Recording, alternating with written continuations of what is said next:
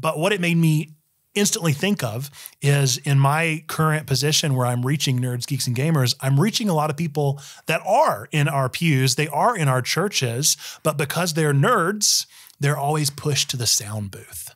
And so I hear this sentiment a lot of, this is the first church that has ever allowed me to come out from behind the sound booth and actually serve. Like, no one ever asked me if I wanted to lead a small group. They were always just like, oh, you like computers? Go work with the computers. And so hearing that perspective that really related to something that I've experienced directly was a really good session for me, something that brought me in and made me relate to Dale's story there. Another trend that emerged was the influence of the younger leaders beginning to emerge and take hold of the reins for the next generation of Methodists. Here at Lead UMC, people have said, not just at this event, but at other conference events I've been to, that the United Methodist Church is defined as a movement. And it's a movement that the young people lead into the future. And so this was a great experience, basically, to show that in reality, where all these people that say all these things put their money where their mouth is and help support financially, emotionally, all these young people to discern like what the next step is for the United Methodist Church. So it's really impactful to see them put some faith in the next generation of the United Methodist Church. It's such a wild time. And I'm feeling it all. And even if sometimes like in a day-to-day grind, I don't realize like what that like burden and like stress is I'm feeling. Like when I step back, it definitely is what you just named, being in this time. And I definitely see it changing the trajectory just in terms of maybe one thing, my mindset, just how like nothing is like solid and set in stone, and maybe being more open to that change. But yeah, it definitely doesn't come without the tiredness of it. We're in overhaul stage. I think about my role as a millennial, just in culture in general, and I think our job is the transition team.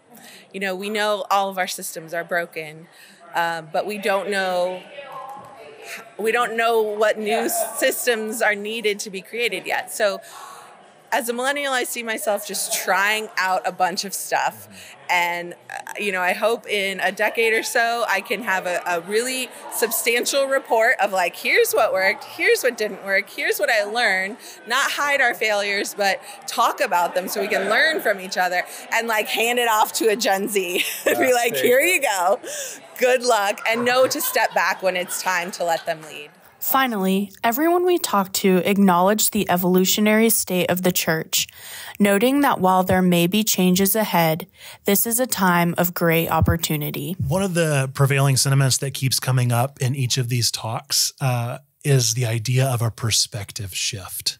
And I think that's a really valuable phrase for the church and for people that are leading the church. Being able to reframe how we see things or how things are going forward, especially in a time of transition, is just key for me. Especially as we're entering into a quote unquote post-COVID kind of thing where we have a lot of things that are starting to get exciting and new, but then there's a lot of things that are coming back that were old, that we've missed. We can see this as an opportunity to kind of get back to the way things were, or we can see this as a time of renewal and refresh and something starting anew. And I think that's an exciting possibility. So I'm excited to see what ways, as we move in the next couple of years, what ways are we innovating?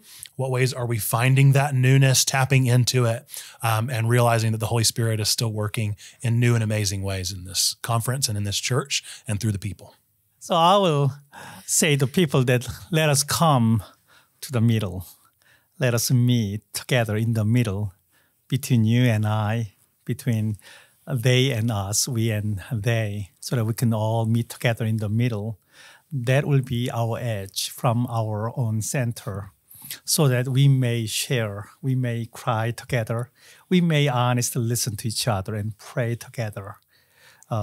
That'll be my message for the whole United Methodist Church. I know that we are in deep conflict at this moment. This will be a real challenge for us.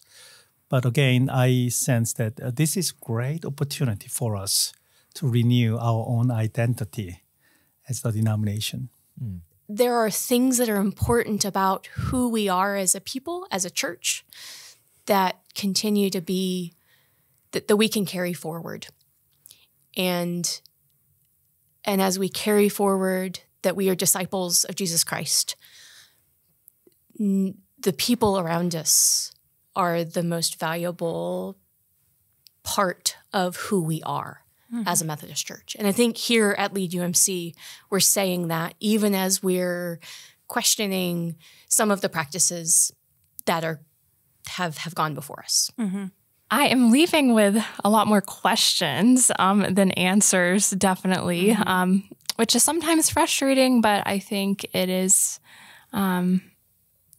also a good challenge to not like have simple answers because everything is so contextual. The last 3 years of a global pandemic have shown us that we really don't know what's going on. There's actually not certainty. And really the certainty has been a lie. And we've allowed those things to reveal to us. The pandemic has revealed to us things that we chose to ignore. And we have created a space where we can't ignore, or we can choose not to ignore, the reality that we're in. And so we're facing a new situation in the United Methodist Church, especially in the Western Atlantic Conference, that we didn't really have to pay attention to before because we were doing really good. And we had a really strong foundation. And we still have a strong foundation of connection. And we still have a strong foundation of nearly 1,000 churches in our conference. And we still have a strong foundation of clergy and committed laity in our conference. And then there's a whole lot of uncertainty that we can't control. But we never could control it. And so now we don't have to believe that we are in control because we know that we're not, because God's in control. And we're figuring out what that means. And as we allow the Holy Spirit to guide us to what's next, we can be present with other people as we figure out where we're going together. In many ways, the last couple years have accelerated the church towards the future, in that not just the kinds of technology that we've had to learn to do, things like podcasts and videos, but also seeing that many people aren't coming back. People who got out of the habit of going to church and maybe found that that's not what's most important to them on Sunday mornings, aren't the thing that connect with them most. And while that's something that I think a lot of our churches and all of us grieve in some ways, I think there is a beautiful opportunity that people are still really hungry for community. And we have to think about how community will look different. Because it will die if we don't.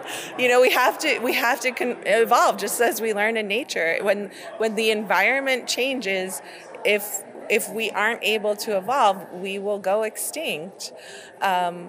And new life comes from death. So in a lot of ways, I'm not too worried about like this flavor or this version of the church, you know, seeming like it's dying. And I think in a lot of ways it's going to still look like a death, but that new growth will rise. And sometimes the best thing for a forest is a fire, right? Like Native cultures knew this. They had controlled burning, and it's a necessary part of the cycles of life. And I think we're at that point where the undergrowth has choked things out, right? But, you know, patriarchy is the invasive species. Like it's run rampant, and maybe the best thing to do is to burn it down and burn it out so that new life can grow from the ashes. To wrap up, Adam Mattershead reminds us that despite the challenges the church faces, the opportunity that lies in front of us is still an amazing one. People at the White House, when they work there, say that there are 3 phases while you work there. One, you think, I can't believe I'm working in the White House. And then after a couple months, you're there and everyone's your coworkers. And you're like, oh, we're on the same playing field. And then after that, you realize we're running the nation. Holy moly. And working in the church kind of feels like the same way where, you first start working in the church and you're like, I'm just going to keep my head down. I'm low guy, like on the ladder. And then you stay there for a while and you realize like, okay, I'm on par with everybody. And then you're like, wow, we're the future of the United Methodist Church. So don't let it overwhelm you. It's a big decision and a bunch of steps to make it happen, but we got this. Is what I'm saying. Awesome.